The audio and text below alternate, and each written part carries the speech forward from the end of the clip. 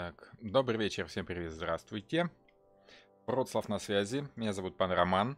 Ну что, сегодня у нас очередной эфир, последний из цикла интенсив курс по картам Таро. Сегодня мы с вами смотрим придворные карты из серии младших арканов. И что ж, ну, судя по поступающим просьбам, придется мне и дальше продолжать выпускать такие видео. Наверное, будем делать отдельные видео, подробные, детальные, с практическим применением по каждой карте. То есть, как вы хотели, как вы и просили, я более подробно остановлюсь на практическом применении карт Таро, как делать расклады, как трактовать карты в зависимости от ситуации, в зависимости от положения в раскладе, в зависимости от того, какие карты рядом лежат. Все это мы будем смотреть позже в следующих видео, поэтому подписывайтесь, не стесняйтесь, ставьте лайки. Добрый вечер, здравствуйте, здравствуйте всем еще раз.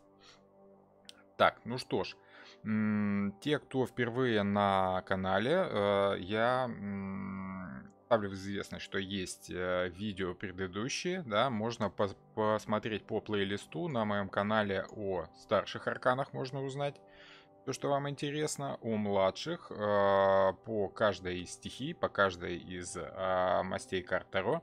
Ну и, соответственно, сегодня придворные карты, в конце концов.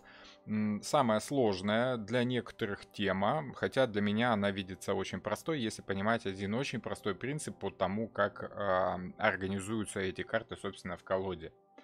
Поэтому, если вы поймете одну очень простую основную мысль, то эти карты для вас не будут вызывать никаких сложностей, никаких проблем.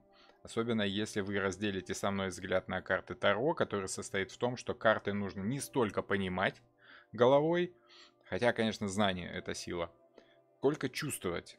Потому как работа с картами Таро — это в первую очередь работа с собственной интуицией, собственным подсознанием, с умением прочувствовать другого человека, с умением работать эмпатически, с помощью того ощущения, будто бы вы с человеком являетесь одним целым и разделяете полностью его чувства, эмоции в прошлом, в настоящем, ну и, соответственно, в будущем. Работа с картами Таро позволяет работать и с будущими ощущениями. Ну, по крайней мере, есть люди, которые в это верят. Я отношусь к числу таких людей. Хорошо. Рассказывать о том, кто я, что я, не буду особо, так как, в принципе, те, кому хотелось узнать, знают все из предыдущих видео. Ну а для интересующихся я запишу отдельно видео о том, кто я, что я, чтобы не занимать время. Итак, придворные карты. Почему придворные? Почему они называются именно так? Дело в том, что в ряду младших арканов есть отдельный ряд карт, не номерные, а карты с картинками, так скажем, да? Давайте посмотрим. Вот. Собственно, это вот эти карты. Паж, рыцарь, королева и король. 4 карты. В каждой масти присутствуют в равной мере все эти 4 персонажа. Паж, рыцарь, королева и король. Есть колоды, в которых эти же самые персонажи называются чуть-чуть по-другому. Может быть, принцесса, принц, королева и король. Может быть, оруженосец, рыцарь, королева и король. Ну, в общем, что-то в этом роде. Основной смысл, который я, в принципе, сразу вам и выдам, да, основная завязка в построении этих персонажей в том, что каждый из них показывает свою степень воздействия на ту ситуацию, в которой он находится, свой уровень влияния на ту ситуацию, в которой он находится. Либо он активно, сильно воздействует на эту ситуацию, он ее может сам строить, сам ее контролировать и направлять движение этой ситуации туда, куда ему нужно, туда, куда ему хочется, либо он полностью зависим от этой ситуации, ничего сделать не может, может быть, даже порой и не понимает, что за ситуация, в которой он находится, но и тем не менее он продолжает находиться в этой ситуации вне зависимости от того, понимает он или нет. Давайте более подробно я вам объясню, что именно я имею в виду. Представьте себе средневековый рыцарский пир. Почему средневековый? Ну, карты-то средневековые. В принципе, вот все эти образы, да, как вы видите, они имеют отношение либо к позднему средневековью, либо к эпохе Возрождения. В принципе, в эпоху Возрождения было достаточно модно персонажей одевать в одежды, в доспехи не такого отдаленного времени, да. Если вы чуть-чуть знакомы с произведениями искусства, вы знаете, что в то время даже римских легионеров рисовали в современных готических доспехах. Все это происходило потому, что люди, которые жили в прошлом, ощущали события, мифы, о которых идет речь вот в тех же самых картах, так, как будто это происходило не так давно. Прям вот бабушка с дедушкой еще помнят, может быть, там прадед. То есть вот все эти устные сказания, даже если речь шла о Библии, то у людей было ощущение, что это вот буквально не так давно, пару лет, как произошло, да. Дедушка с бабушкой уже могут и не помнить, а вот прадед и прабабка, которые умерли, они еще точно помнили бы. Да, вот они, наверное, и видели. Это знаете, как вот это. Дедушка, а ты правда царя видел, да? Ну вот что-то такое, ощущение такое. Поэтому для них, что римские легионеры, что современные, ну, на ту пору солдаты в готических доспехах, в принципе, было все равно, все едино. Поэтому всех воинов рисовали, ну, вот примерно в том, в чем видели 10-20 лет тому назад.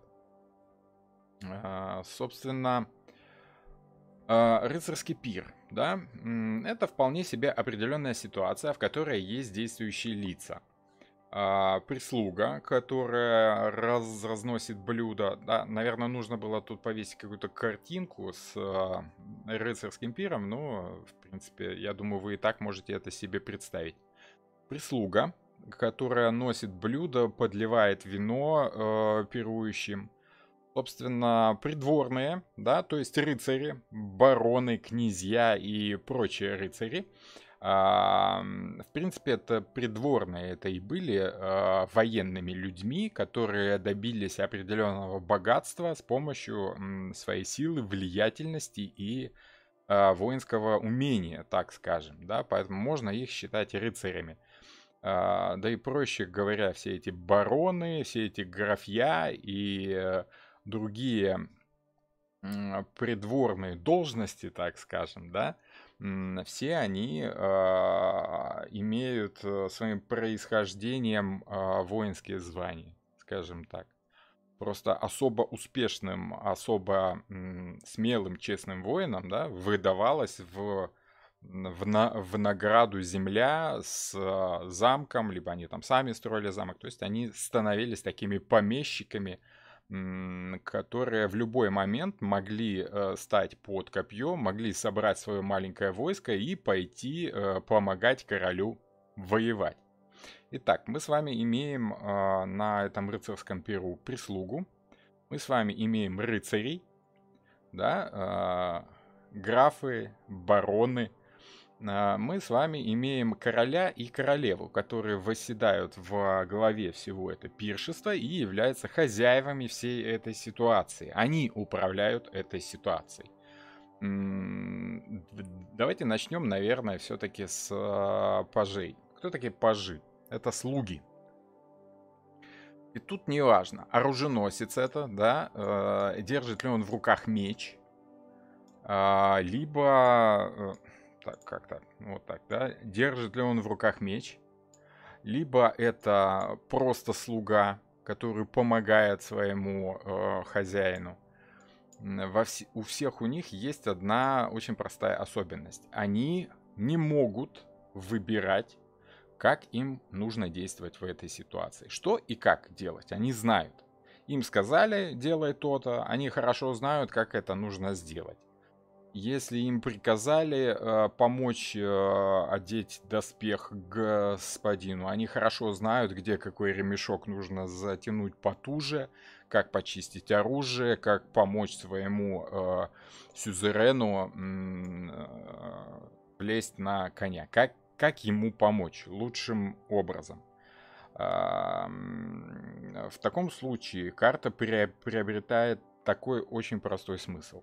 Человек находится в какой-то ситуации, которую он понимает свою роль в этой ситуации, однако выбирать способ действия он не может. Он может действовать только так, как ему эта ситуация позволяет. Да, то есть, ну вот вы идете на работу, допустим, вы знаете, что вам нужно быть с 8 до 5 на работе. Как добираться до работы, это не забота вашего работодателя, это ваша забота. Вам нужно ровно к 8:00 быть на рабочем месте. Выбирать вам не приходится. Не вы эти правила пишете, не вы можете опаздывать. Ну, то есть вы, конечно, можете опаздывать, но вас уволят очень быстро, да. Если вы будете себе слишком часто это позволять, то, само собой, вас уволят. Поэтому Паш, как полностью зависимый человек, не может выбирать способ действия. Он может просто хорошо делать ту работу, которую ему разрешают делать. И при всем этом это может быть хороший специалист, это может быть человек, который очень хорошо разбирается в той ситуации, в которой он находится. Это может быть очень ценный специалист, да, которого, может быть, и не уволят за опоздание, но, тем не менее, могут срезать зарплату чуть-чуть, да, чтобы поддерживать все-таки в более или менее, ну, скажем так, чтобы как-то стимулировать человека, да. Вот. Паш — это слуга, он полностью зависим от ситуации. То есть на этом рыцарском перу, если брать ту же самую аналогию, аллегорию, да, пажи — это те ребята, которые разносят блюда, расставляют перед рыцарями, подливают им вино, если у рыцаря в кубке кончилось вино, то есть выполняют работу ту, которую им велят делать. Не им выбирать, где кому что ставить, они должны все расставить в строго указанном порядке, налить вино не тогда, когда ему хочется, а когда ему скажут, да? Эй, мальчик, ну-ка принеси нам водочки, мы домой летим, да? Вот это, пожалуйста, Паш. Вот такие дела пироги. Так что тут, в принципе, все понятно. С рыцарями. С рыцарями все чуть-чуть сложнее. С одной стороны, они зависимы от ситуации, так же, как и пажи. Их пригласили на этот пир, да? Не они являются хозяевами этого пиршества, однако у них есть гораздо большая свобода, нежели у пажа. Паш не может выбирать, нужно ему нести очередное блюдо, либо не нужно ему нести. Он знает, что если сказали неси, значит он должен принести. Если ему сказали налей вина, значит он должен налить рыцарю вина. А вот рыцарь уже может выбирать, пить вино, либо не пить вино. Рыцарь уже может выбирать, кушать ему это блюдо, или это блюдо ему не очень нравится, да, это блюдо я пропущу, не хочу, я вот от этих фазанов у меня изжога, да, я лучше рябчиков подожду, когда принесут. То есть определенная степень свободы у рыцарей уже есть. Если мы берем сословие в средневековье, рыцарь не имел права отказаться от участия в войне. Если король ему велел собрать свое войско, да, и примкнуть к войску короля, чтобы идти воевать, да, то рыцарь должен был обеспечить свое присутствие на поле битвы вместе с отрядом своих оруженосцев, с отрядом своей, ну скажем так, такая вполне себе самостоятельная боевая единица, которая сама решает, во что ему одеваться, да, этот доспех ему одеть, либо этот, вот такой вот красивый беленький, либо понадежнее, но попроще, подешевле, подороже. Неважно, как ему удобней, так он и действует. Но он обязан прийти вовремя и он обязан воевать против того, на кого ему укажет король. Хозяин ситуации. Полноценный хозяин ситуации. Поэтому можно сказать, что рыцари, они, конечно, самые деятельные, у них самая широкая степень свободы в той ситуации, в которую их вовлекли. Они тоже зависимы от той ситуации, в которой находятся, однако могут выбирать, как именно им действовать. Если паш не может выбирать, ему сказали неси, он должен взять и нести. Ему сказали кати, он должен катить. Да? То рыцарь может действовать так, как ему хочется. Ему сказали принеси вот то вон туда, и он может катить, а может нести. Может пригнать машину, прицепить машину и заволочь машиной, так как он считает нужным, правильным. Самое главное это сделать то, что ему велел, скажем так, глава этой ситуации. Итак, мы с вами видим, что в принципе-то главные действующие лица, заметьте, не хозяева ситуации, а главные действующие лица это именно рыцари. Они самые активные. У них лошади, они скачут, они такие все героические, да. Про них, в принципе, сказки-то и рассказывают, да. Если паж, слуга, это, скажем так, второстепенное действующее лицо в сказке, это прислуга, это помощник. Если брать, к примеру, «Властелина колец», это, конечно, будет Фродо, то есть это будет Сэм, а это Фродо, да. Фродо, он несет кольцо, вот Сэм ему помогает по мере своих сил. В какой-то момент он становится чуть ли не главным действующим лицом, где от него зависит самое решающее, да, но тем не менее мы с вами прекрасно понимаем, что тот, кто несет кольцо, тот самое главное действующее лицо. Хотя есть силы более серьезные, те, которые, в принципе, создали всю эту ситуацию. Вот. Так что рыцари по праву считаются самыми активными придворными картами Таро. Они, в принципе, так и нарисованы, да, в действии, на коне. Конь, как я напомню, лошадь, любое животное, на котором можно ехать, это символ активности, символ активного участия в ситуации, символ возможностей силы человека. Вот. Дальше. Королевы. Ну вот опять же, вернемся к тому самому, к рыцарскому пиру, к королевскому пиру. Королева, она сидит рядом с королем. Она при желании может покинуть это все сборище, да. Сказать, что-то ты со своими рыцарями сегодня слишком громко пьешь, да, мне тут скучно, я пойду лучше к себе в горницу повышиваю, да, а вы тут дальше себе пейте, только не ломайте посуду, и может уйти. Может сказать, что музыка скучная, велить сменить музыку. Может запретить разговаривать на некие темы, да, вот вы про охоту там все, да, про охоту, вы лучше вот что-нибудь про что-нибудь более интересное, да, про что-нибудь более современное, про коронавирус, вот мне расскажите, допустим, да, что-нибудь такое. То есть королева, она, в принципе, может влиять на ситуацию более активно, так как она является, ну, скажем так, почти самым главным хозяином этой ситуации. Мы с вами помним, что рыцари это главные действующие лица, но во главе стола сидят все-таки король и королева. Что самое интересное, королева не может закончить ситуацию полностью, так как она не является полноценной хозяйкой. Да? Не она этот пир придумала. Это для нее король устраивает этот пир, чтобы ей было не скучно. Так как в Средневековье, в принципе, там мало было интересных занятий. Ну что там, война, охота, да, в церковь сходить. Там какой-нибудь там храм выстроить на народные деньги, да. Вот и все. Ну и пиры можно закатывать, и поэтому как бы считалось, что вот во славу королевы вот делается некий пир.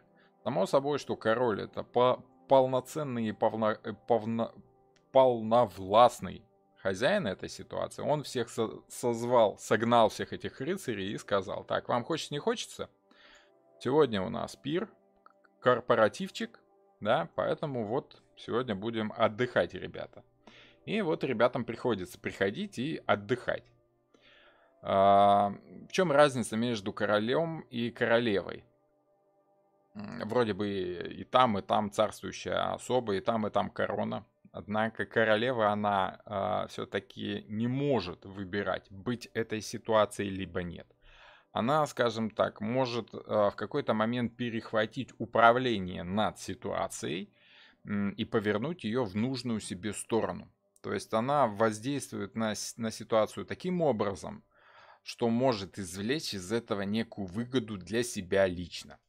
Если рыцари, они воздействуют на ситуацию с помощью своей личной силы, с помощью своей личной инициативы, вот как рыцарь может, так он и будет делать, да, то королева может приказать кому-то другому делать что-то, либо не делать. Королева управляет и рыцарями, и пажами, да, то есть мы с вами видим определенную иерархию власти.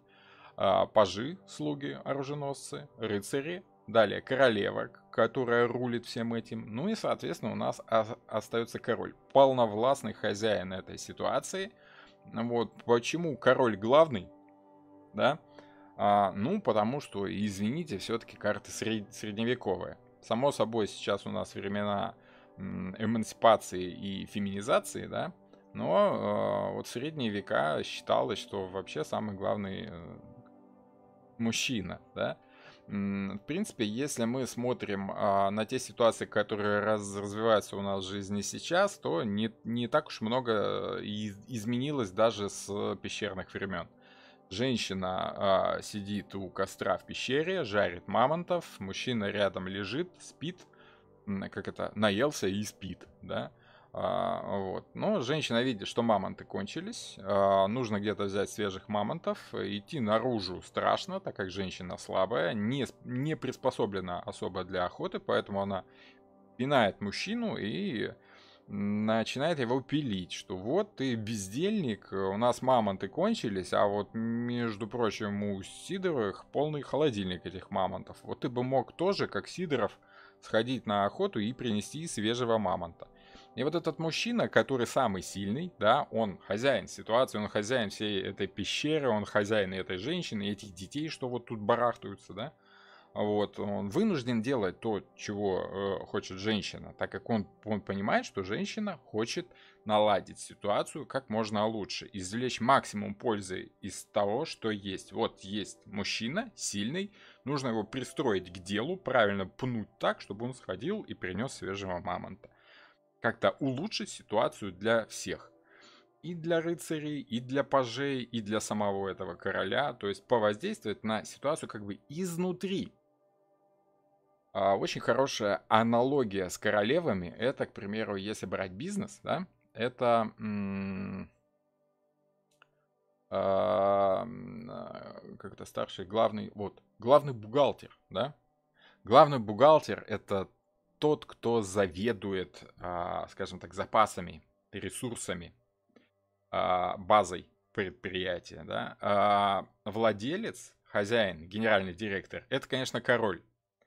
Но очень много решает главный бухгалтер. Она решает, куда должны, как именно должны двигаться потоки, те, которые привел в движение король. То есть король выдает разрешение на движение этих потоков, организует все это дело, само собой, королева. То есть не то, чтобы она сидит и сама эти деньги переписывает со счета на счет, да, но если деньги есть, она с ними может что-то сделать грамотное для всей семьи. Если мужчина сходил наружу, в эту страшную наружу, там, где львы и тигры, и принес пару свежих мамонтов, или хотя бы там пару лосей, да, пару оленей принес, то вот она может с этим мясом сделать что-то полезное. Нарезать, нарубить котлет, пожарить, и, в общем, в принципе, всем будет хорошо.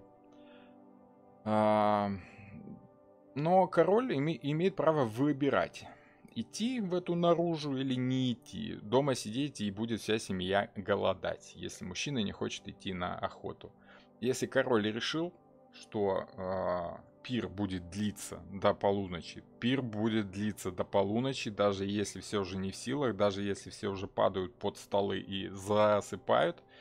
Вот. Разве что королева может покинуть вот все это действие и сказать: все, ребят, вы тут как хотите, а я спать, мне завтра на работу, да? Вот. Но пока хозяин не сказал, сидим до последнего. Так что вот очень простая такая аналогия, если взять этот рыцарский пир, у нас пажи не выбирают, что делать, но хорошо умеют разносить еду, прислуживать, делать то, что нужно.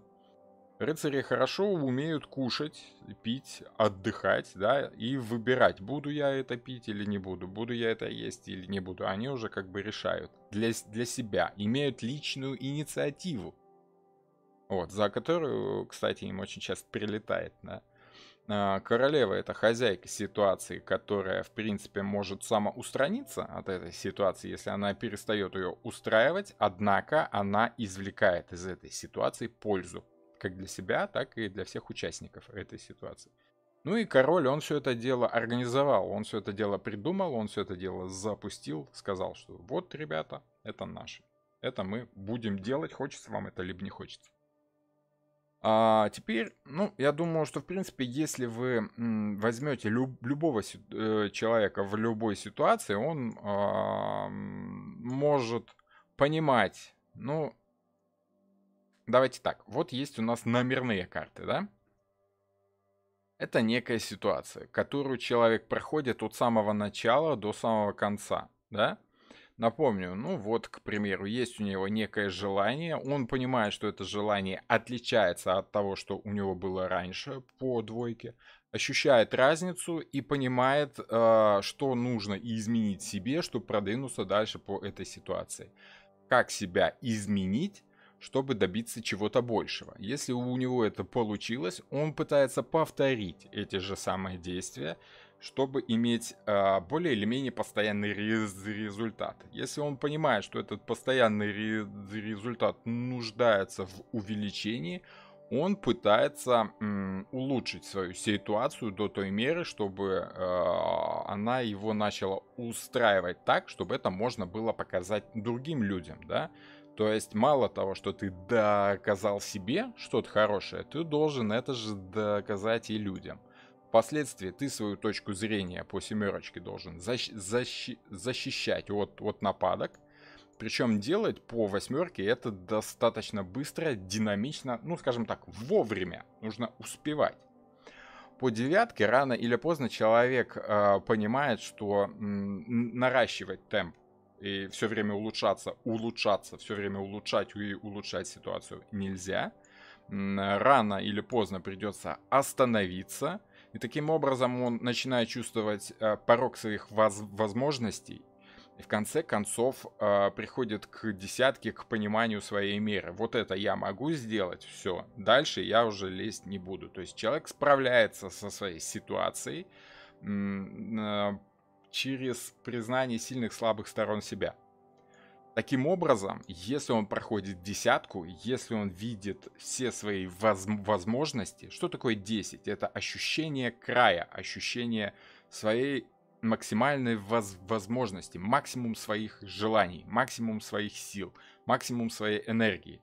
Когда человек понимает свой максимум, он начинает ощущать свою взаимосвязь с этой ситуацией. Если он сделает чуть-чуть больше, чуть-чуть меньше, он уже может понимать, как это будет влиять на саму ситуацию. И таким образом он становится как бы над ситуацией. Да? Он перестает быть замешанным в этой ситуации. Он понимает, что он тоже может повоздействовать на все, что происходит с ним в мире. И таким образом он как бы приобретает контроль над этой ситуацией. Если рассматривать алгоритм развития человека в этой ситуации, то после какого-то крайнего момента человек понимает, что вообще-то все, что с ним происходит, зависит от того, что он делает в этой ситуации. Что жизнь у меня происходит вот таким образом от того, что это я так ее проживаю, это я так ее живу, это я так что-то тут делаю, да. И он начинает ощущать свое воздействие на эту ситуацию. Он как бы отделяет себя от того, что происходит, и начинает рассматривать свою силу воздействия на эту ситуацию. Поначалу, само собой, он видит, что не очень уж и много он может изменить в этой ситуации. Он чувствует свою зависимость от ситуации. Он понимает, что ему приходится делать то, что с ним происходит. Да? Как бы это не мы такие, это жизнь такая, да? Как бы оправдывает себя этот паш. Однако, если он умеет грамотно работать со своими желаниями, он понимает, что все-таки это не столько от жизни все зависит, сколько от его воздействия на эту ситуацию. И он начинает проявлять инициативу.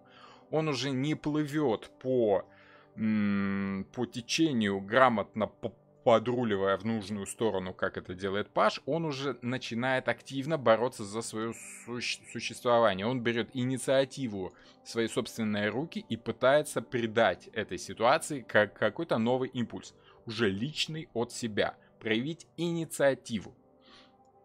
Если это получается правильно, человек переходит в стадию того, что в принципе от этой ситуации можно извлечь максимум пользы, даже если ты не создал ее, даже если ты вовлечен в эту ситуацию, ее можно использовать себе во благо по максимуму.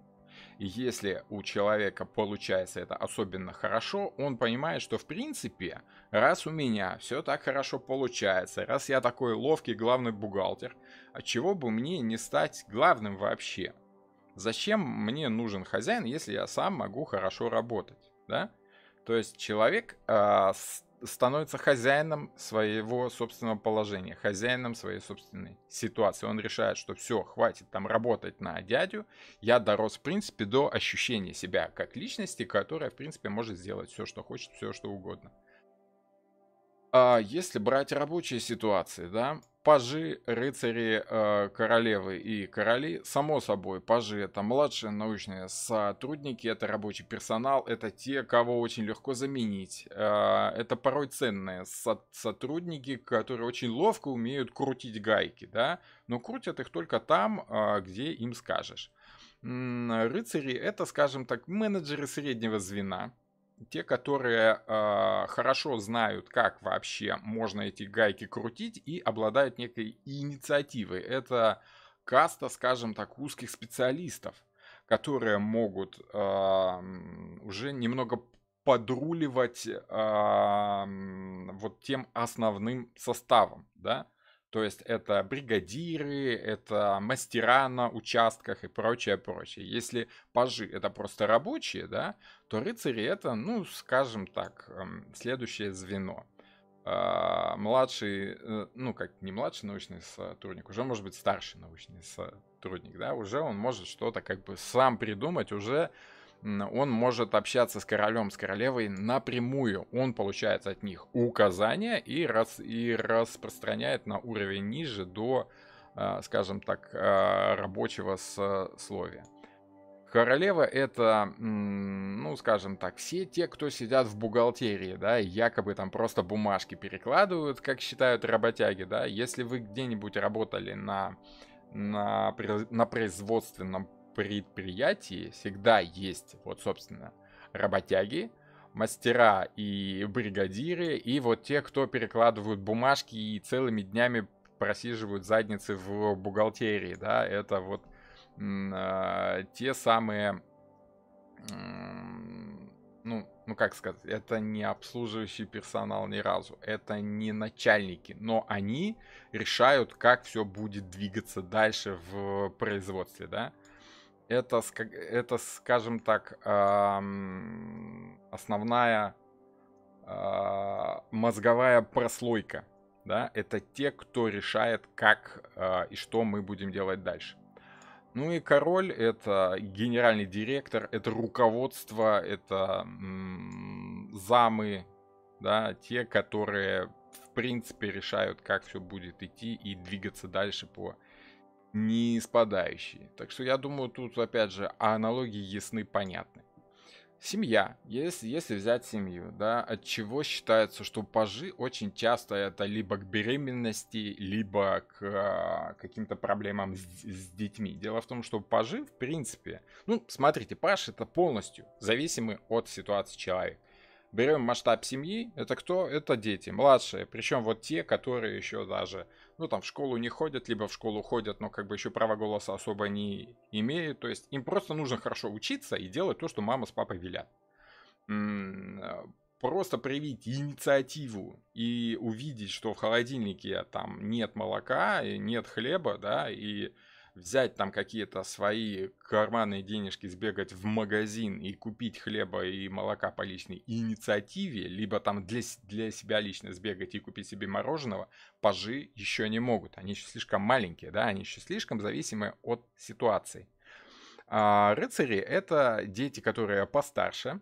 Подростки — это старшие дети в семье, которые, в принципе, могут рулить как-то младшими, да, организуют более или менее быт семьи на детском таком, на подчиненном уровне, да. Они решают, куда бы хотелось им сходить вместе с родителями. В кино, да, там, либо в Диснейленд съездить. Они могут подавать идеи, которые рассматривают, само собой, мама с папой. Мама, она добрая, она хорошая, главная, но папа еще главнее, еще как бы, ну, то есть, ну, я думаю, что королеву и короля в роли мамы и папы тут особо представлять и не надо, я думаю, что вы их видите. Вот, ну, в принципе, вот это главная, основная идея, это иерархия. Я думаю, что для русскоязычной аудитории это проще простого, это понятно, так как, в принципе, иерархическое видение ситуации для русскоязычных людей, в принципе, нормально. Вот, то, что сейчас якобы эпоха демократии и всего такого прочего, все русскоязычные люди с постсоветского пространства прекрасно понимают, что должен быть начальник, да, который будет выстраивать вот всю эту вертикаль власти. Иначе вот без толкового руководства не будет ничего толком. Теперь давайте двигаться по мастям, да, от чего? Ну, собственно, разница, да, разница между разными стихиями. Огонь, само собой, это холерики, это подвижные, беспокойные люди, которым только дай что-то делать, дай, скажем так, влиять на других людей с помощью своих желаний. Об этой масти можно посмотреть отдельную лекцию. Есть по масти огней своя лекция. Там, в принципе, по этой стихии я очень подробно прошелся, и более или менее ощущение стихии понятно.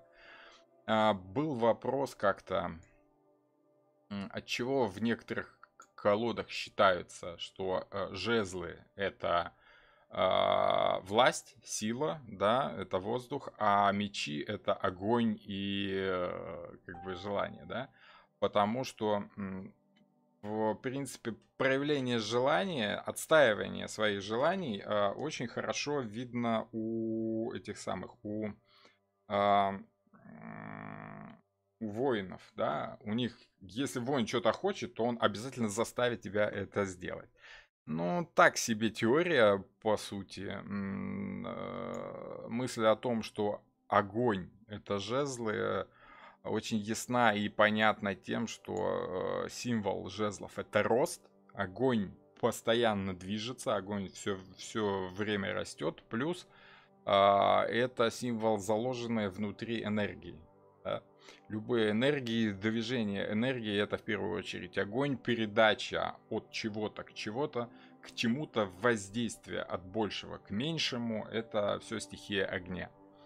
Это стихия умения заставить других людей пожелать того же, чего хочешь ты, поделиться своей идеей, зажечь своей идеей других людей. Поэтому эта масть воздействия на желания других людей. Не на умы, а именно на желание. Это политика, в первую очередь. Это умение управлять людьми, исходя из их социального положения. Да, это вот мода, модная одежда от того, что всем хочется носить что-то такое вот в этот сезон, хочется соответствовать желаниям всех людей. Если брать по моде, к примеру, да, Паш это человек, который не может себе позволить модную одежку, да, но хоть что-то купить может. Он хотя бы понимает, чувствует современные тенденции моды, ощущает это желание. Рыцарь, он уже более или менее может себе позволить все то, что ему хочется. Он может быть в тренде, он может сочетать какие-то элементы одежды с другими, вносить что-то свое. Одеваться именно так, чтобы подчеркнуть свою индивидуальность в этой моде, да, то есть если пажи, они просто одеваются в модные одежки и могут выглядеть очень похожи на всех других, да, вот, то рыцари умеют подобрать одежду так, чтобы подчеркнуть свой личный индивидуальный стиль. Ну и королевы с королями это те, кто, в принципе, создают всю эту моду. Королевы, само собой, это производственные, скажем так, силы, да, это вот те магазины, которые продают модную одежду. А рыцари, вернее, а короли это, конечно, модельеры, которые, в принципе, всю эту моду, ну, скажем так, организовывают, да, то есть они придумывают, что люди будут носить в следующем сезоне, запускают все это дело в производство, а люди это покупают, те, кто побогаче и повлиятельнее, они могут свой стиль как-то подстроить под то, что происходит, ну и до простых людей доходит в лучшем случае уже что-то такое, ну, скажем так, ширпотреб, но относительно современный, пусть и не очень модный, скажем так. Вот, то есть, в принципе, вот эту иерархию власти мы можем применить везде. По тому, что жезлы это именно огонь, ну, у Эйта все стихии прописаны достаточно явно и четко. Да, к примеру, если мы берем пажа, да, чуть увеличим, мы тут видим таких черных ящерок, да. Причем мы видим и на рыцаре, и у королевы тут, ну, тут особо их нет. Вот на королеве, кстати, нет. И, собственно, у короля тоже. Что это за ящерка? Вот она, да? Это саламандра. В частности, огненная саламандра. Огненная саламандра это ящерка, которая считалась в средневековье символом огня, символом животного, которое появляется, рождается в огне. Но почему так происходит? Потому что оно происходит и сейчас.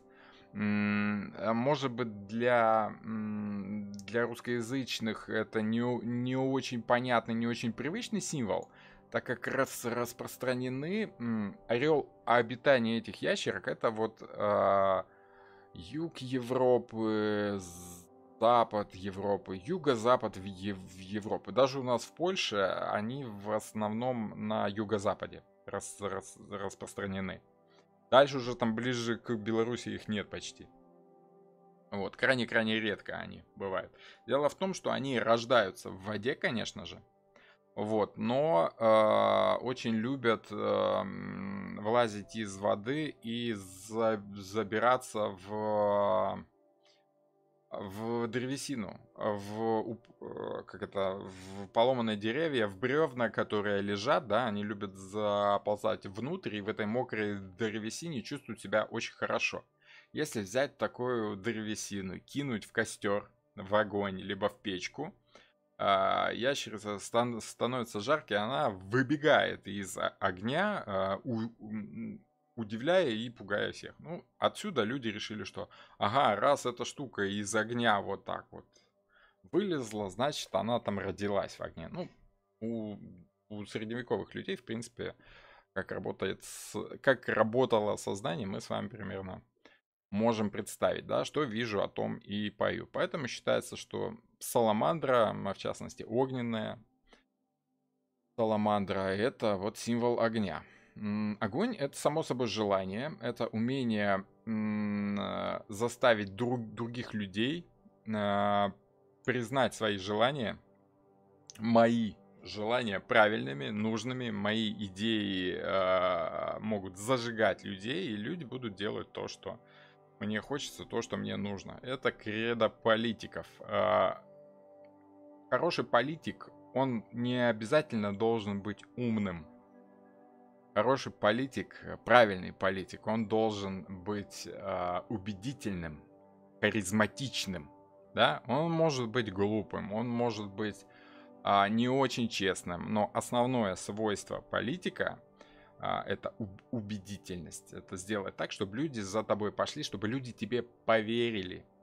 Вот. Для этого нужно уметь передать вот свой запал. Да? Вот мы смотрим на Дональда Трампа, к примеру, да, очень яркий пример. Человек, ну, ощутимо, он какой-то такой не очень умный, да, хотя денег много заработал, но, как показывает практика, не всегда для этого нужно именно острый ум. Скорее, практичность и умение убедить других людей, что ты прав, да. Вот тот же самый Дональд Трамп, он может очень убедительно повоздействовать на других людей так, чтобы они его выбрали в президенты. Причем неважно, чем этот человек пользуется. Своим явным словом, своей явной харизмой. А вот если брать президентов, да, то, допустим, Барак Обама, предыдущий президент Штатов, да, вот он как раз был такой более обаятельный, более харизматичный. Ему хотелось верить просто потому, что он вроде такой человек милый, да, там фотки из Белого дома с женой, с детьми, он такой весь прям, ну, такой весь хороший-хороший, да. А вот Дональд Трамп, он такой вроде какой-то такой не очень, но он очень грамотно воспользовался огненной стихией. Дональд Трамп использовал силу соцсетей. Да, все мы знаем, что он активно скупил рекламу в Фейсбуке, в Инстаграме, где-то там еще, и именно через это смог повоздействовать на умы людей, да, убедил людей в том, что он будет хорошим президентом. Соцсети это само собой огонь, это само собой социум, это вот стихия огня. Вот Дональд Трамп, он такой вот умел, есть он, может, не очень умело говорит, да, но он умело пользуется другими огненными инструментами. Ну и стихия огня тут у нас еще явно видна в форме короны, да, одна, другая, даже в элементах одежды, такие вот зубчики у них как огненные чуть-чуть, да, на пламя огня похоже, ну и общая гамма, конечно, да, красно-желто-оранжевый цвет, это явно такой цвет огня. Львы это также стихия огненная, да, плюс это стихия власти. Именно такой социальной власти. Власти не силовой, а власти социальной. Лев это символ солнца, солнце это стихия огненная, ну и, собственно, это самая главная планета, главенствующая над всем. Зачем тут черная кошка? Вот у меня часто спрашивают, а при чем тут черная кошка? Дело в том, что у огненной стихии есть умение чувствовать энергию, да? Женщины, которые могли воздействовать на мужчин не силой слова, а силой вот этого очарования, такого чего-то непонятного, загадочного. Вообще, само слово очарование однокоренное со словом чары, волшебство, да? Поэтому эту карту очень часто считают картой, которая указывает на ведьму, на воздействие, на магическое. От того, что женщины, которые умели очаровать мужчину некими своими женскими чарами, да, вот они считались ведьмами. Поэтому тут такой символ черной кошки, как непременного атрибута ведьмы в средневековье, намек на то, что женщина, хорошо чувствующая огненную стихию, она в первую очередь может воздействовать на очаровывать людей своим внутренним умением, так скажем. Вот. Символика подсолнуха, если кому-то интересно, это покровительство. Это умение... говорят, черная кошка это просто любимая кошка Памела Колман Смит. Вполне может быть, а почему нет? Это может быть и любимая ящерка Колман Смит, да, и кто там, и любимый конь. Вполне. Если брать по символике, то черная кошка это чуть ли не обязательный, непременный атрибут правильной ведьмы. По сути, это намек на то, что человек должен уметь договариваться со своими животными ресурсами, со своими животными внутренними скрытыми умениями. Да? В картах Таро животное всегда показывает некую внутреннюю силу человека, некое внутреннее животное врожденное качество. Да? Вот. Ну и опять же, кошка по характеру, вы можете понять, она приспосабливается. Она не будет вести себя как собака, да? Она будет вести себя именно как кошка. Аккуратно, просочиться, так как-то. Вот. Ну и подсолнух, да, это символ покровительства, символ семьи, символ богатства, символ помощи другим. Вот как-то так. Мазь Пентаклей. То есть тут люди, умеющие зажечь в других людях огонь своего собственного желания. Если пажи хорошо чувствуют свое собственное желание, да, они хорошо знают, как побороть в себе то лишнее желание, которое не соответствует ситуации. Рыцари хорошо знают, как с помощью своего желания повоздействовать на ту ситуацию. То есть рыцарям уже не надо сдерживать себя, как пажам. Они могут высказывать, они могут проявлять и инициативу, они могут показывать свое желание в надежде, в попытках изменить эту ситуацию чуть-чуть. Королева жезлов, она намекает на то, что вообще, в принципе, все это нужно мне, для меня, это моя стихия, это мои желания, но полностью она контролировать эту ситуацию не может. Полностью может контролировать ситуацию и навязывать свои желания другим людям может король. Грубо говоря, королева пытается заставить тебя захотеть то же самое, что и она, полунамеками, по-женски, да, то есть так, ну, манипуляция и очарование. А король, он просто ставит тебя в известность. Я хочу вот это, ты должен хотеть то же самое. У тебя просто нет выбора, ты обязан хотеть то же самое от того, что это моя ситуация. Вот, это, скажем так, моя дельница. Если мы уберем кошку, то королева жезлов уже не будет ведьмой. По характеру будет. А зачем кошку убирать? Она сидит на этих кошках, и эти кошки являются, ну, вот те же самые львы, да, это символика самой этой женщины. Кошка это неотъемлемая часть этой ведьмы, так скажем, понимаете? Это намек на то, что в каждой женщине кроется умение, ну, как это, вбросить свое желание и посмотреть, как ситуация будет меняться в зависимости от того, чего ты хочешь. Да? Мужчина что? Вот если мы берем ситуацию с пещерой, да, чего-то хочет всегда женщина. Мужчина вынужден вроде бы делать то, что хочет женщина. Поэтому в своей пещере женщина, она как бы самое главное, да. Но вообще в целом в жизни, от того, что жизнь, она не сосредоточена только в пещере. Жизнь, она больше, обширнее. Короли, они решают, да, они решают. Может женщина сейчас хотеть свежего мамонта в пещеру, да, либо не может. От того, что зима, не сезон. Я не хочу идти в ночь холодную без тапок, так как все равно там мамонтов сейчас нет, там холодно, они все спрятались в норы, да, и ты, женщина, не видишь, что там делается, и хочешь того, чего быть не может. Решает все по итогу все-таки тот, кто ситуацию видит более общо в развороте всей жизни, скажем так. Пентакли. Пентакли это люди практичные. Если тут речь идет о желаниях, об умении управлять ситуацией с помощью своих желаний, то Пентакли это деньги, финансы, физическое тело, материальная жизнь. В принципе, в целом. То есть, если Паш может просто-напросто вложить свои деньги в какое-то предприятие, рыцарь может решать, как именно вкладывать эти деньги.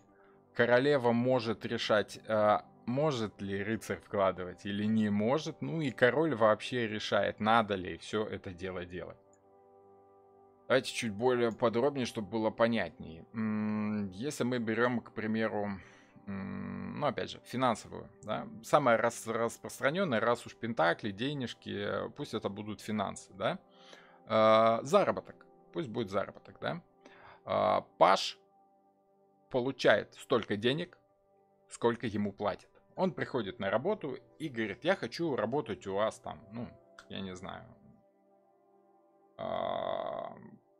компьютерщиком, айтишником, да, вот я умею писать код для программ.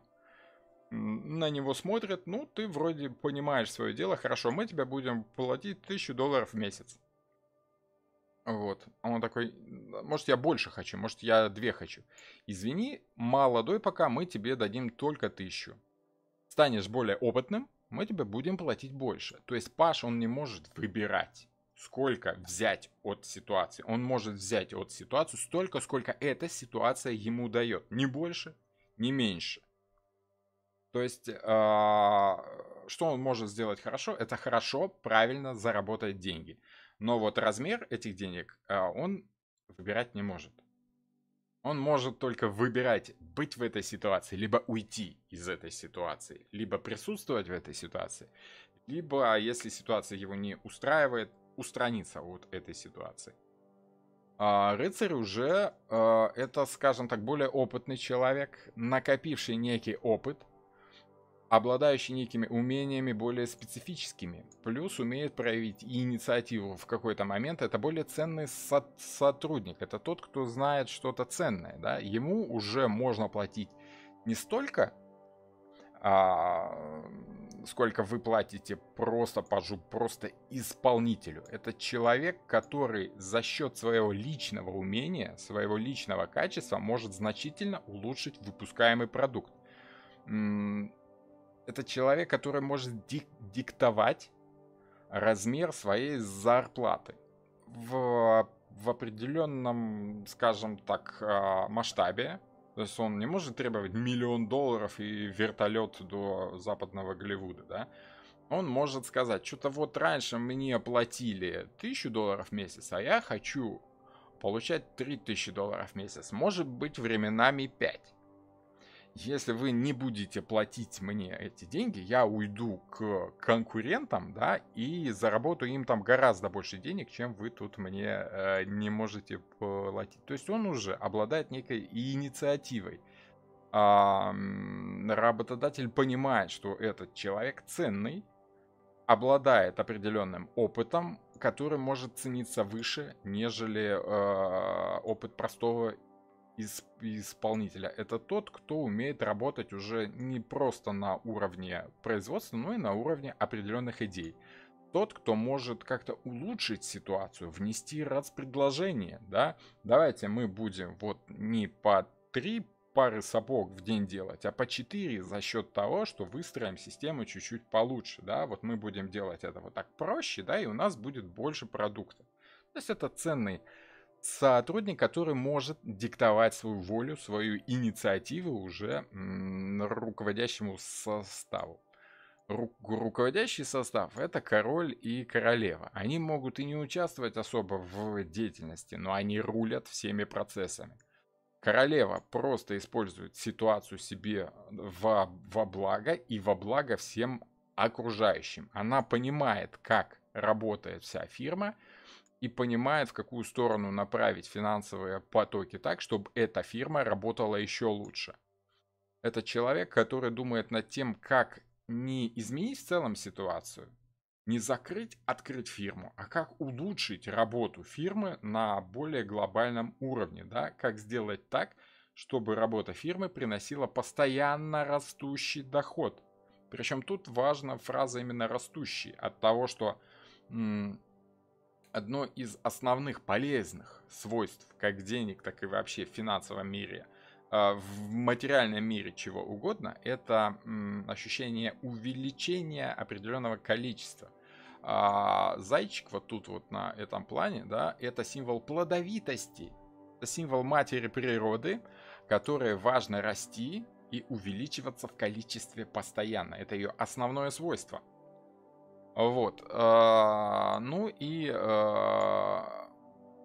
король. Король Пентаклей.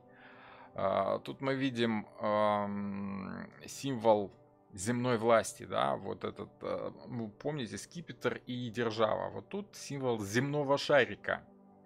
Вот тут этот скипетр, это тот самый жезл, который символизирует власть. Плюс еще шарик земной, то это власть земная, власть материального мира, не духовного, материального, физического, да. Это человек, который захочет, может похудеть. Захочет, может поправиться. Ему абсолютно все равно, какая там у него конституция организма, да. Это актер, как-то Бойл, или как там его фамилия, который играл Бэтмена, да, в этих фильмах, который то похудеет на 20 килограммов, то поправится, то наращивает мышечную такую массу, чтобы быть качком, то сбрасывает вес до 60 килограммов и становится тощим, как спичка, чтобы сыграть роль там какого-то полубольного человека, да. Это вот тот человек, который может управлять своим физическим телом и материальным миром именно так, как ему хочется.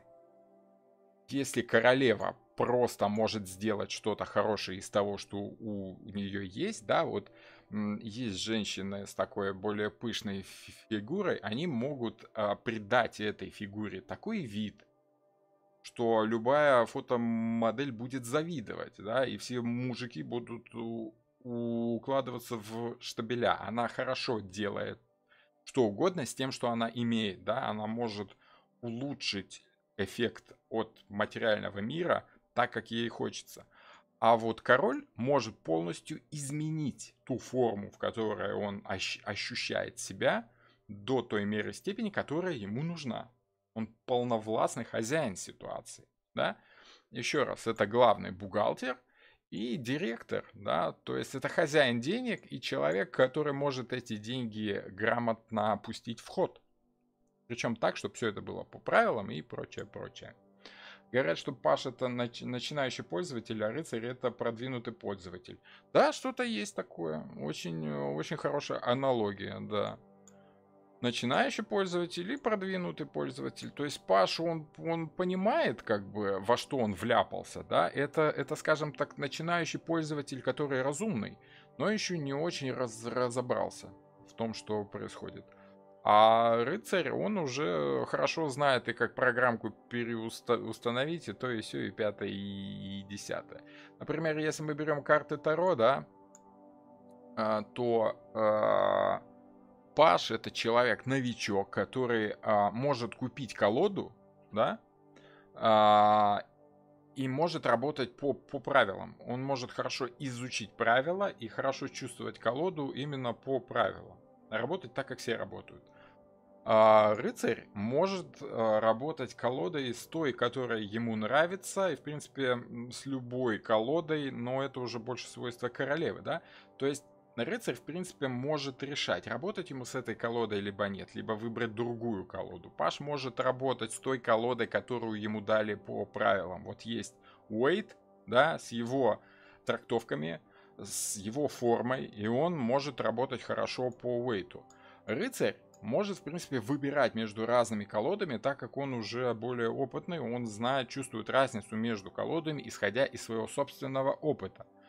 Королева, она может не создать свою колоду, она хорошо пользуется чьей-то колодой, внося свои коррективы в ощущение колоды, да, она ей пользуется уже так, как ей хочется. Не по правилам, а так, как ей заблагорассудится от того, что она может. Ну и король это, в принципе, тот, кто создает, в принципе, всю эту систему, да, это тот, кто рисует все эти колоды, это тот, кто решает. Так, давайте сделаем так. Создадим определенную систему, из 78 карт там будут 22 старших аркана, 56 младших, и пусть все это вот будет работать вот по таким правилам. Вот это хозяин положения, так скажем. Единственное, в чем я не совсем согласен с Уэйтом, это с с астрологическими соответствиями. Здесь мы видим с вами намек на Козерога, а здесь мы с вами видим намек на Тельца. Ну, это уже на любителя, так скажем. Вот, мне видится скорее наоборот, так как все-таки Козерогам больше склонно руководство, да, а тельцы, они как раз хороши в ощущении как плодородная земля. Они легко могут увеличить количество. А вот козероги больше хороши в роли королей, в роли начальников, так скажем. Поэтому с Уэйтом я тут не очень согласен. Ну, как бы колода-то его. Вот. Вот такие дела пироги. Хорошо.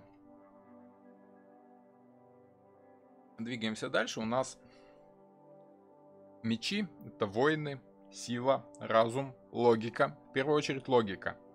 От того, что вот это ощущение, это желание. Мы с вами помним. Огонь — желание, земля — ощущение, в первую очередь физические ощущения, 5 чувств. Разум, логика — это мечи, воздух. И эмоции и подсознательное — это вода, кубки. Опять же, к вопросу о том, что там у нас и как с символикой, и почему в одних колодах мечи — это огонь, ну, не знаю, тут отчетливое ощущение воздуха. Облака, вообще в целом композиция, да, ощущение ветра на деревьях, ощущение вот пространства, да, расстояния большого. Заметьте, да, в огне нет такого ощущения прям пространства-пространства. Есть ощущение температуры, вот выжженная пустыня, да. Вот, либо такое вот локальное желание свое. Все пространство карты занято только королем и королевой, нет места для чужих желаний. В воздухе мы видим гораздо больше, как ни странно, воздуха, да, гораздо больше расстояния, пространства и возможности для передачи информации, так скажем. Это люди логики. Если по характеру, то это скорее сангвиники, да, это веселые, общительные люди, которым интересен в первую очередь в общении с людьми. Не попытка повоздействовать на другого человека своими желаниями, да, а скорее попытка повоздействовать на другого человека некой информацией. Привести его в движение, как вот ветер приводит в движение парусник, привести в движение человека с помощью слов, с помощью воздействия силового, либо, как у нас сейчас, с помощью воздействия информационного. Поэтому пажи мечей — это в первую очередь вот вестники, да, это те люди, которые хорошо разбираются в какой-то информации, в которую их засунули, да. Это журналисты, допустим, да, они хорошо видят, что и как, могут передать информацию от одного человека к другому.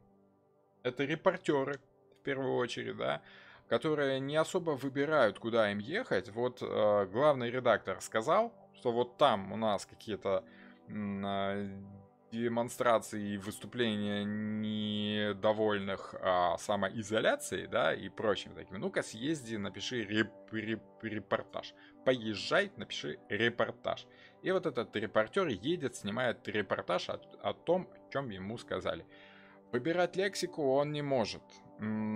Освещать ситуацию как-то так, как ему хотелось бы, да, он не может, так как ему сказали снять, ну, допустим, бытовой репортаж. Не политический, а бытовой. Просто взять информацию и передать, чтобы другие люди тоже знали.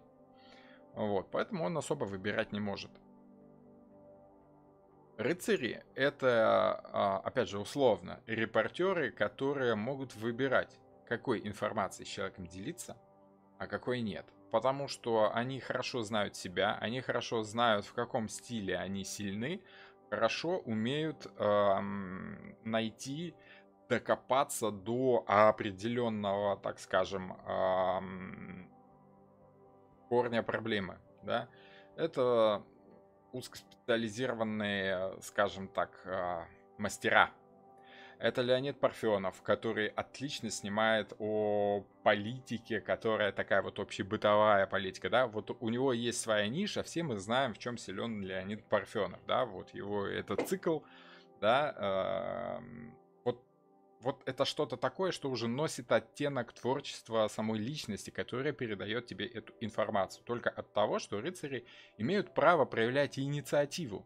Они разобрались в этой ситуации, в которую окунулся Паш, настолько хорошо, что чувствуют себя вот сиюминутными хозяевами положения. Вот я как хочу, так и буду сейчас действовать.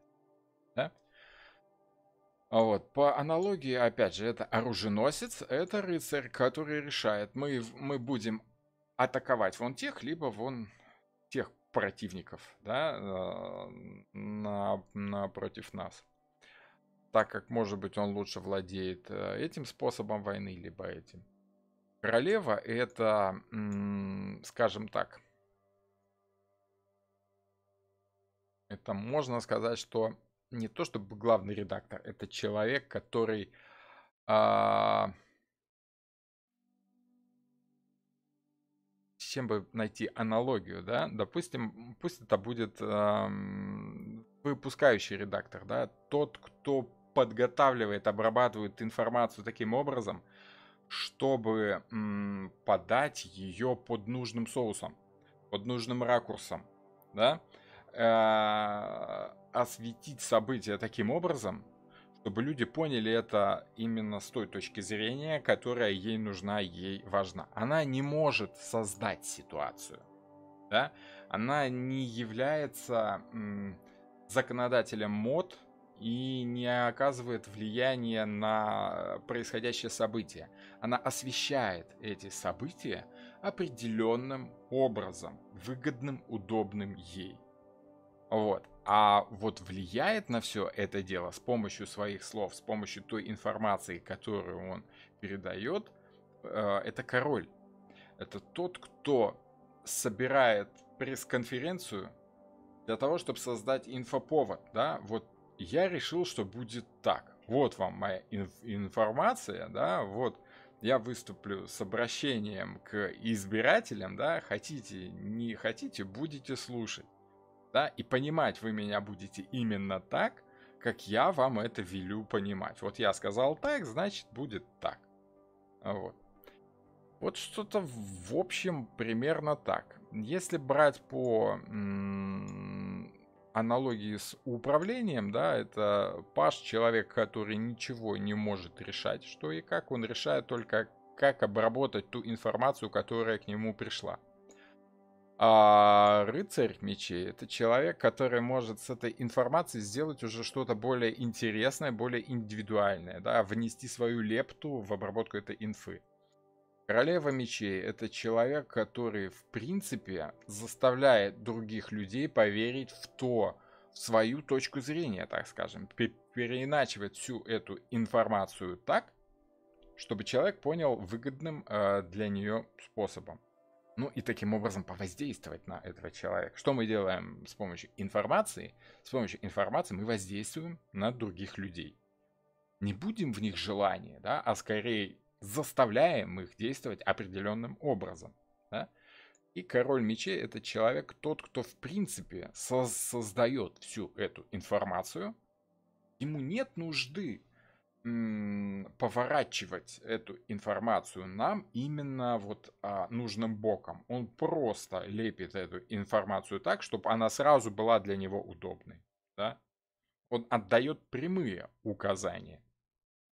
Вот. Если королева мечей, она как бы доносит эти указания до сотрудников в таком, в правильном ключе, да, то король просто решает. Вот король что-то сказал вот такое, что ему захотелось сказать. Просто потому, что ему неохота как-то там ради других людей как-то формулировать свои мысли удобным для них способом. Он просто сказал, хочу вот это вот, все. И королева, как пресс-секретарь, уже сидит и думает, как же так вы не так поняли. Он хотел сказать, что вообще-то вот. Ну, ясно, да? То есть, я кого имею в виду, я думаю, что тут можно понять. Вот такие дела пироги. Ну и само собой, что рыцарь это тот, кто благодаря своему личному имени доносит ту же самую инфу до людей так, как нужно. Да, это вот вечерний, кто там у вас там есть, да, я телевизор особо не смотрю, но как бы в курсе событий.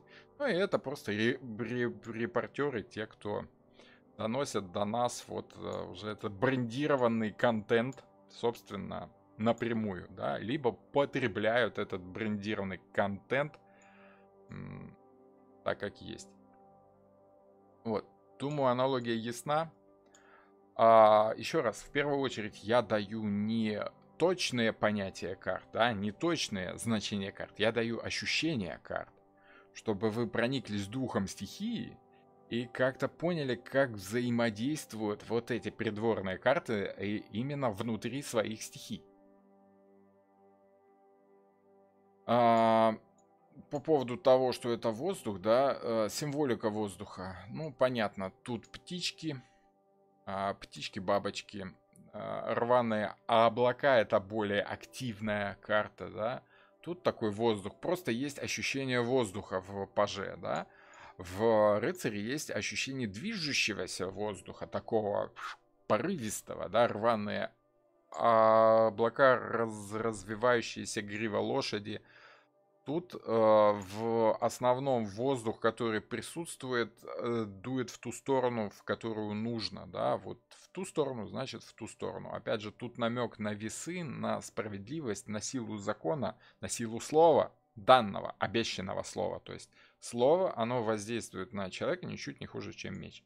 Ну и король это хозяин всего этого дела, это разум, это сила мысли, сила воздействия на человека определенным образом. Важно понять, что бабочки вроде бы такой знак не очень силовой, да, как так, бабочка какая-то ерунда, да. Вот там если бы какой-нибудь коршун, какой-нибудь там орел или что-то такое. Бабочка это символ перерождения человека, это символ стремления к высшей духовной жизни. Ты вот сначала был гусеницей, ползал по листикам, жрал эти листики, потом как бы умер в коконе и переродился в высшее существо, которое может летать по небу. Это символ стремлений к высшей, к небесной жизни, скажем так. Все твои дела, деяния, все твои слова, ну, слово равно действие, да, должны нести в себе высокий мотив, должны вести тебя в небо.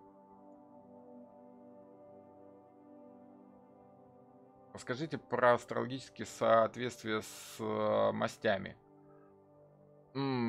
Астрологически, ну, я уже раньше рассказывал, да, огонь, земля, воздух и вода. Огонь это знаки огненные, вода водные, ну и так далее.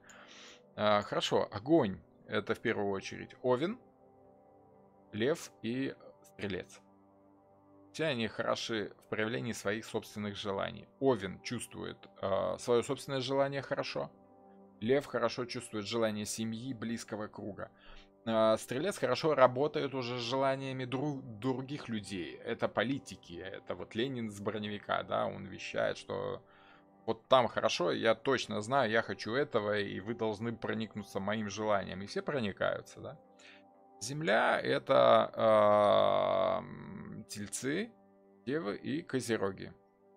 Тельцы это плодородная земля, это те, кто могут умножать и приумножать. Одно зерно кинул, выросло 10. Это телец сделал, да? Это связующий элемент очень многих вещей. Это песок, текучая, меняющаяся земля, которая помогает связывать растворы, да, там цемента, глины и прочее. Везде нужно добавить песок, чтобы была база, да, этого вот на чем все держится, это девы, да, динамичная меняющаяся земля, это как можно меньше эмоций, чтобы не мешать работе, это сухая земля по деве сыпучая, да. Ну и козероги это ощущение земли скалистой, слежавшейся, сконденсированной такой, да, бриллианта, символ власти, бриллиант, да, это самый твердый, самый твердый элемент, самая твердая самый твердый материал, самая твердая земля. Это бриллиант. Это символ власти материальной. Вот. Ну и Козерог, он начальник, он стремится к вершинам власти, так скажем. Воздух — это работа с информацией в первую очередь. Это близнецы, весы и водолеи.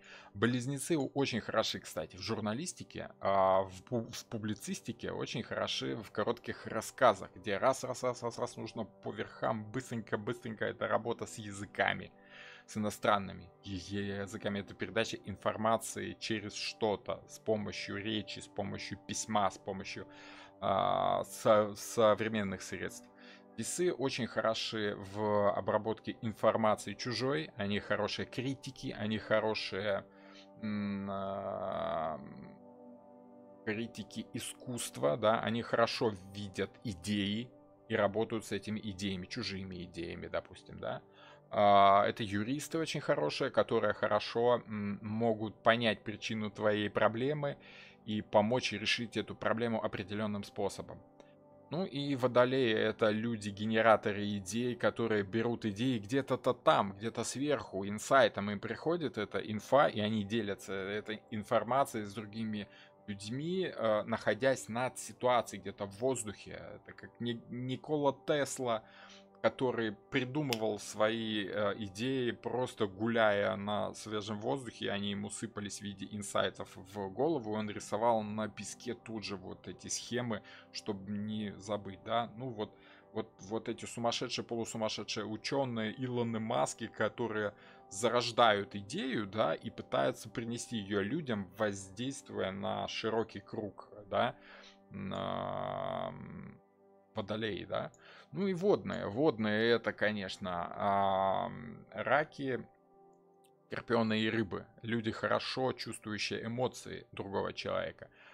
Это люди искусства там, где нужно непосредственно работать с собственной интуицией, работать с собственным внутренним ощущением, да, и попытка передать свои собственные эмоции от себя к другому человеку через искусство, допустим, через танец, через музыку, через стихосложение, через художественные средства, там, ну, что-то рисовать, да, такое вот.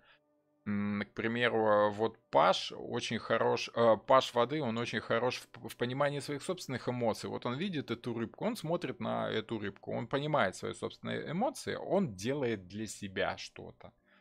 Он ощущает свои чувства, он работает с этими чувствами. А рыцарь кубков, он дает кубок кому-то, он несет свои эмоции другим людям, да, он помогает, он как вот это вот плодотворная, плодоносная, как это, ну, река, которая приносит ил, да, это вот разлив Нила, да, который оплодотворяют все земли в дельте Нила, и люди могут жить как-то, да. Это человек, который воздействует на других людей мощью своих эмоций, дарит людям радость, делится своей собственной радостью, да. Не просто как Паш Кубков делает что-то сам для себя, может себя порадовать, может сам себя расстроить, да. Рыцарь, он уже дает другим людям, он воздействует этими эмоциями. Рыцари — это самые активные стихии. Вот, сейчас я продолжу. Королева — это хранительница тех эмоций, которые идут из подсознания, да, она вытаскивает из глубинного, скажем так, как там оно, всеобщее бессознательное, да, она вытаскивает эти ощущения и делится ими с другими, она может воздействовать на ситуацию, она может мысли и ощущения людей поворачивать в другую сторону. Тут мы видим символику. Это не просто кубок, это ковчег завета, да? Тут очень характерная форма. Это что-то скрытое. Это скрытое, тайное ощущение, которое человек может извлечь из себя. Если рыцарь кубков, рыцарь эмоций просто делится теми эмоциями, которыми он, допустим, нашел там, либо сям, либо в себе, вот он чувствует их, да, он ощущает эмоцию, и он ей делится.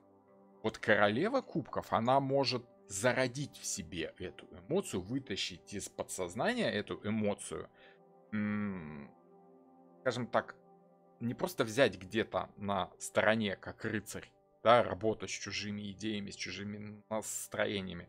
Она меняет себя лично, погружаясь вот вглубь этого бессознательного, скрытого, таинственного, сокрытого вот как в ковчеге завета. Зачем в ковчег завета что-то прятали? Это символика того, что не каждый может увидеть что-то скрытое, тайное, да, не каждый может работать с тем, что скрыто. Для этого нужно сначала проникнуть в тайну, ощутить лично. Вот королева кубков это может. Ну и король кубков, он просто-напросто создает всю эту ситуацию. Это зарождатель всех этих идей, да, ну как не идей даже, ощущений.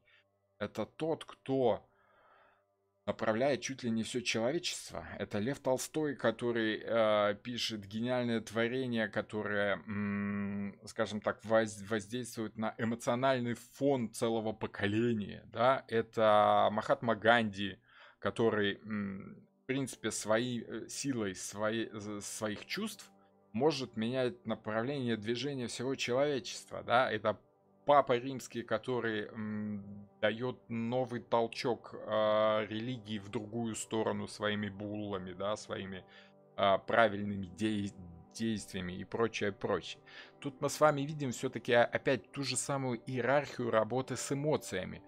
Воздействие на свои собственные эмоции, работа с чужими эмоциями, умение сгенерировать, достать из себя, да, и воздействовать на всех людей в целом вообще, да.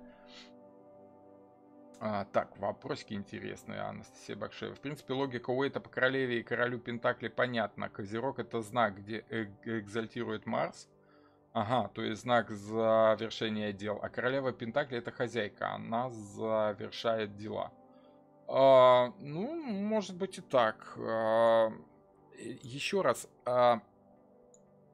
как ощущать, видеть эти карты в деталях, да, в частных случаях, вы решаете сами.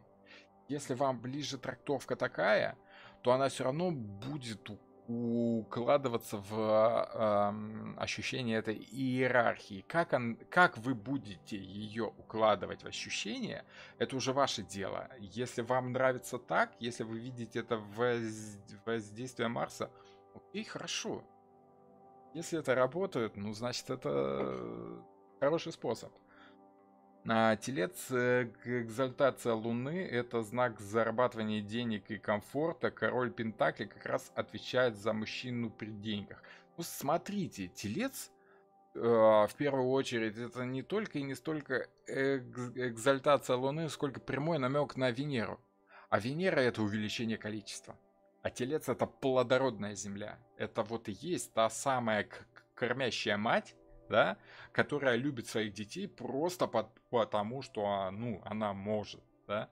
Она дает им все это просто потому, что она, ну, это как вот, вообще, что такое Венера? Это дядя, который шлет посылку с гуталином, потому что у него гуталиновая фабрика, и у него этого гуталина завались. Это шлет кому не попадя. Он потому такой добрый, Венера потому такая добрая, что у него много. Ей не жалко, она себе еще нарисует. Понимаете? Вот. Поэтому тут, ну, вот так. И вот символика той же самой королевы с растущей природой, с кроликом, как символом плодовитости. Вот. Мне ближе так, допустим.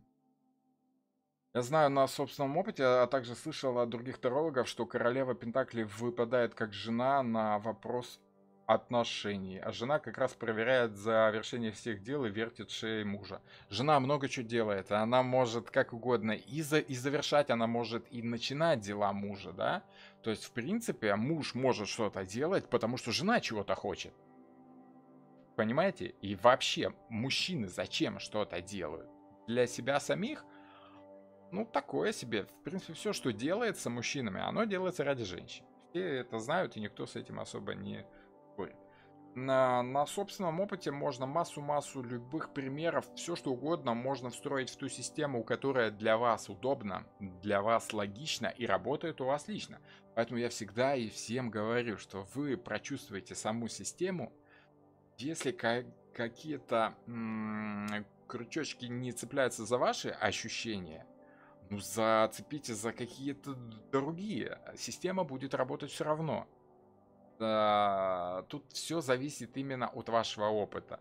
А самое главное, с чем должен работать таролог, это, конечно, свой собственный опыт. Слушать, что, как у других тарологов, очень нужно. От того, что это дает вам ширину взглядов. Это дает вам умение найти соответствие своих ощущений с ощущениями других людей, увидеть вот эту похожесть и сказать: о, слушайте, а вот у меня так же, значит, наверное, в этом что-то есть похожее, что-то есть логичное, в этом что-то есть, да. Использовать чужой опыт можно, но лучше, конечно, его наработать лично, через свой личный опыт, да. То есть, ну, самое главное, с чем может работать таролог, это с людьми. Поэтому первое, что должен сделать начинающий таролог, да, а мои лекции это в первую очередь для начинающих, это купить колоду, а лучше всего Уэйта, так как он самый понятный интуитивно, изучить, что значит вся эта система в символах и начать нарабатывать практику. Без практики любая система просто не будет работать. Любая система без практики остается теорией. Понимаете? Вот. Я все это дело вам рассказываю не только потому, что я вижу это как систему, но и потому, что я 10 лет пользуюсь этой системой на практике. И у меня, да, часто королева Пентакли — это жена, которая грамотно использует ресурсы семьи, материальные ресурсы семьи, да? Королева жезлов — это может быть жена, которая грамотно направляет желания мужа в нужную для всей семьи сторону, да? Королева мечей — это жена, которая грамотно работает с идеями, да, и обсуждает с мужем те идеи, которые он воплощает впоследствии в жизни, да? Она ему подкидывает эти идеи, вот, ну и помогает словом, советом.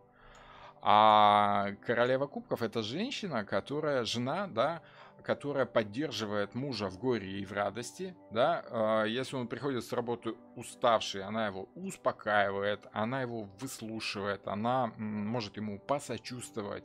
Она его просто любит, в конце концов, просто эмоциональной любовью по кубкам, да, просто вот люблю и все. Вот. Так что, в принципе, с любой стороны, опять же, тут очень удобно. Дело в том, что, смотрите, королевы все, они как бы пассивны, да, это как бы инь такой. Вот если брать инь и ян, да, мужская активная сторона — это ян, это рыцари и короли. Причем самый активный элемент в придворных картах — это, конечно, рыцари. Они делают. Они активно делают. Короли, они активно командуют. Они не делают, они сидят, возложив ногу на череп поверженного врага. Они просто указывают, что там надо делать, да? Они активно командуют, они повелевают как мечи, да? Вот. А пассивные стороны — это паж, который вовлечен в ситуацию и вынужден подчиняться этой ситуации. И королева, которая понимает, что действиями все решить нельзя, лучше решать приспосабливанием себя под ситуацию, так больше профита, так больше пользы. Зачем ломать что-то, что хорошо работает, если ты можешь сначала извлечь из этого пользу и попытаться повлиять на того, кто всем этим управляет, рулит. Это не значит, что королева — это именно жена.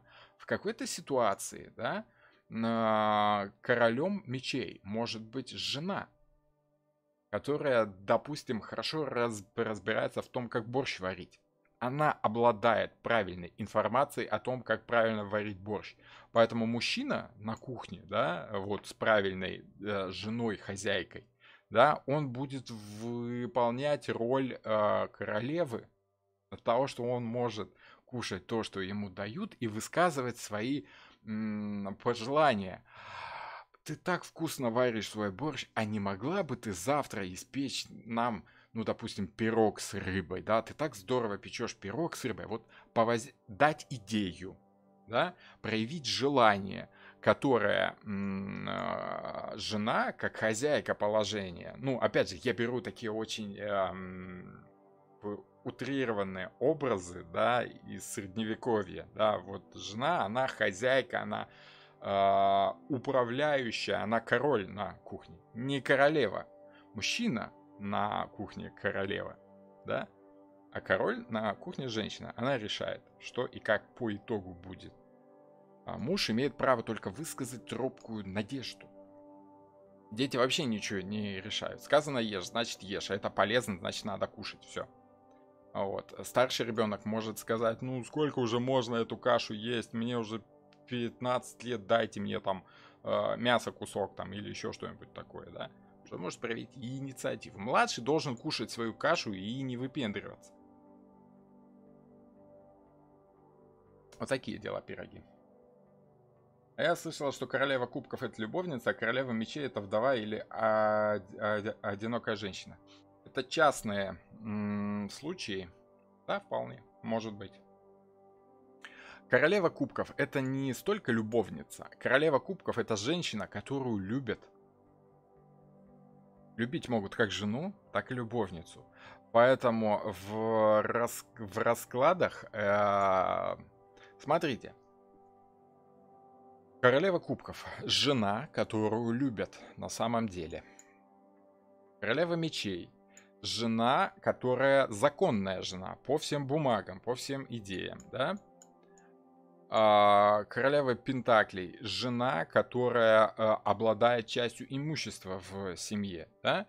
И королева жезлов – это жена, которая, ну, скажем так, порождает желание мужчины, да, который умеет воздействовать. Это жена, которая признана социумом еще, так скажем, да. Это может быть и гражданская жена. Пожалуйста, как угодно. Но все они могут быть женами, все они могут быть любовницами. Понимаете? Любовница может быть вполне официальная. Официальная любовница это жена гражданская, да. То есть, ну, что угодно. Смотреть на эти карты можно как угодно. Важно понимать, что в каждой ситуации эти карты могут отыгрываться по-разному. Дело в том, что в 78 карт впихнуть всю нашу жизнь во всем ее богатстве и многообразии очень-очень сложно. Но если понимать, что в принципе все это сводится к каким-то понятным более или менее схемам, да, причем все эти схемы при упрощении на поверку оказываются мало изменившиеся с пещерных времен, да, меняется только декорация, да. Женщина хотела мамонта, пинала мужчину, чтобы он шел на охоту за свежими мамонтами. Женщине хочется денег, она пинает мужчину, чтобы он шел зарабатывать деньги, так как в доме пустой холодильник. Все то же самое, просто мамонты менились на деньги, на норковые шубы, на Мерседесы, Майбахи и прочее, прочее. Что угодно. Все зависит от уровня, все зависит от ситуации. Но каждая современная, либо предыдущая ситуация условно может делиться на 4 стихии. Все эти 4 стихии могут условно делиться на 4 уровня воздействия на эту стихию. Как вы все это будете ощущать и как вы все это будете укладывать в голове, это уже и будет составлять ваш уровень как таролога. Либо вы просто будете на интуиции вещать с закатывающимися глазами, как опытные цыганки, и они очень хорошо порой могут попасть, да, просто по наитию, просто потому что умеют работать с интуицией своей. Но если они мало понимают, что эти карты сами по себе значат, они так и будут гадать, угадывать. Поэтому цыганки, гадалки, они гадают, они угадывают. А тарологи, они мало того, что могут гадать, они все это дело еще и увязывают в систему, в логичную, и понимают головой. Не только чувствуют интуицией, как гадалка, но и разбирают по схемам с помощью разума. Вот вам разница между тарологом и гадалкой. В каждой фигуре есть две стихии. Можно рассказать поподробней? Не очень понял ваш вопрос. В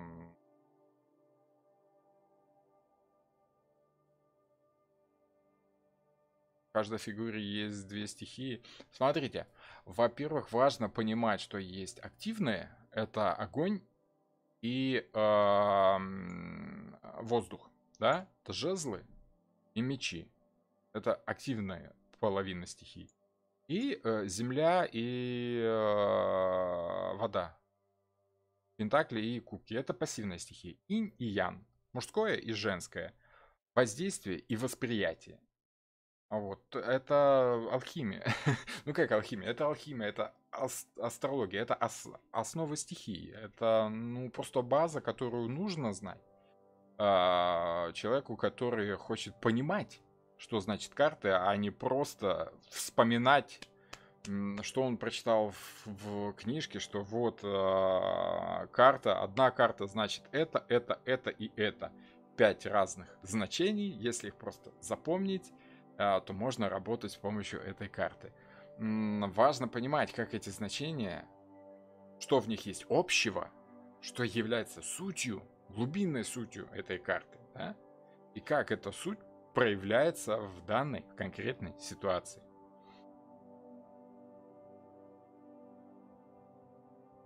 Даже, наверное, имеет в виду, что пажи — это земля, рыцари — воздух, королевы — вода, а короли — огонь. Так часто в книгах написано.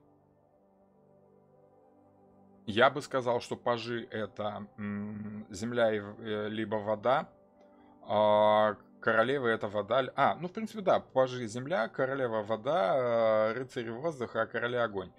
Может быть, да, рыцари и короли как активный символ, это может быть воздух, это уже как кому угодно. Тут мы с вами видим разделение каждой стихии на 4 подстихии, как бы, да.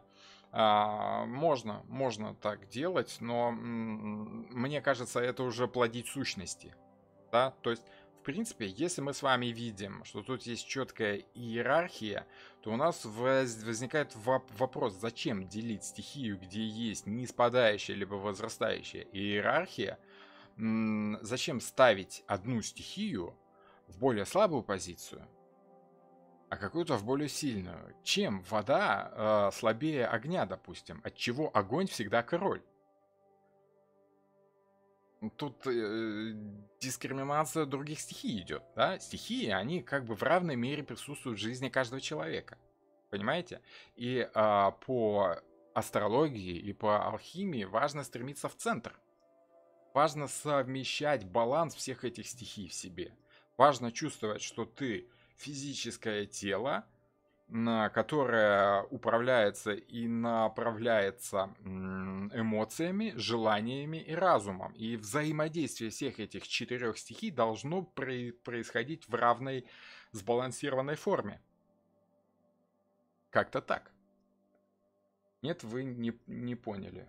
Например, король жезлов — это огонь огня, а король чаш — это вода огня. Да, нет, я понял. Я понял. Я не вижу в этом необходимости.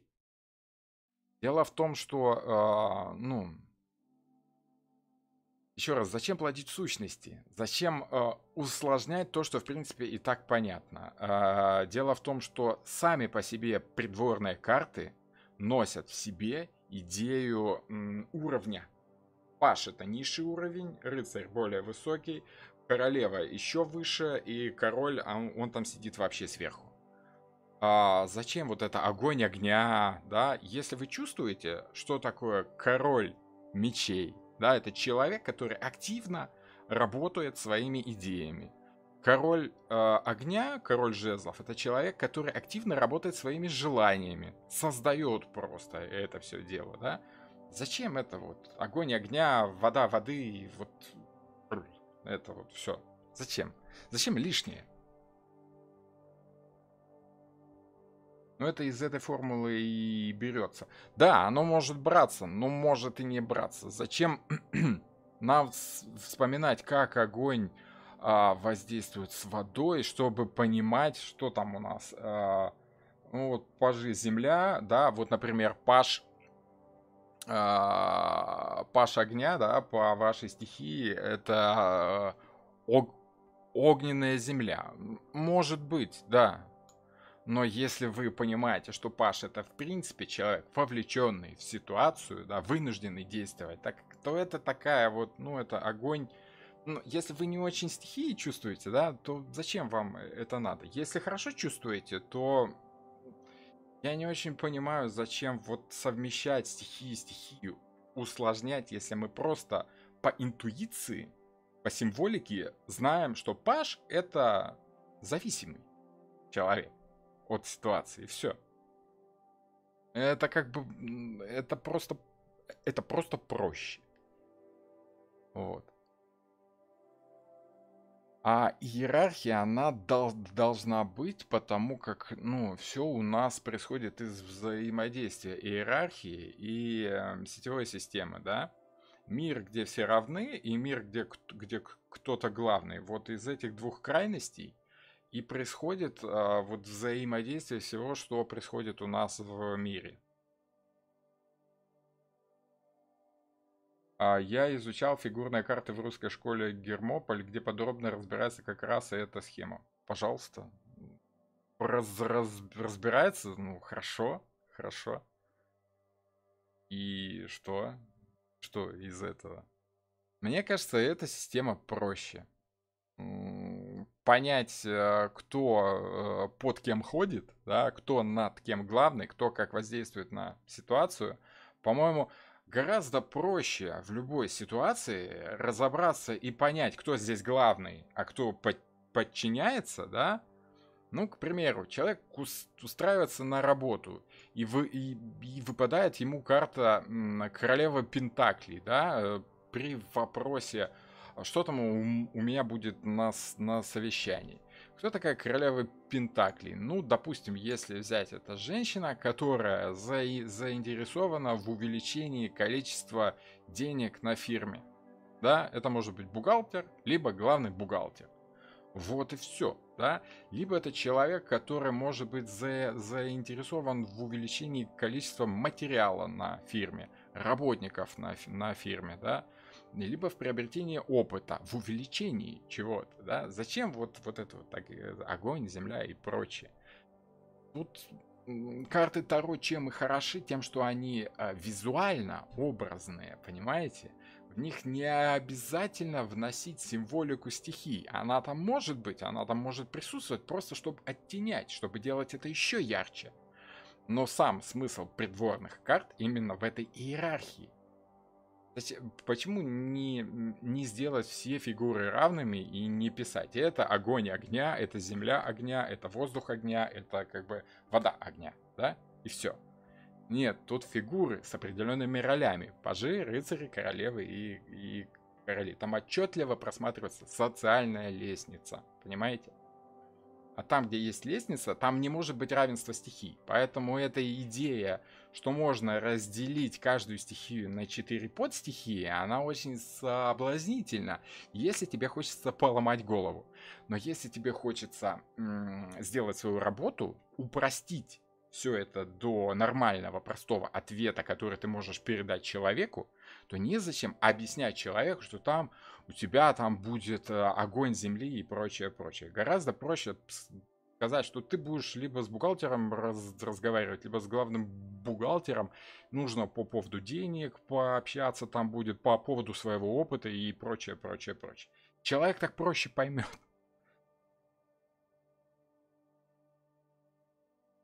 А, там эта схема хорошо. Так, пажи это шудры, челядь, действительно, или переводчики с иностранных языков на предприятии или заводе обслуживающий персонал. Никакого уважения не испытала на собственной шкуре.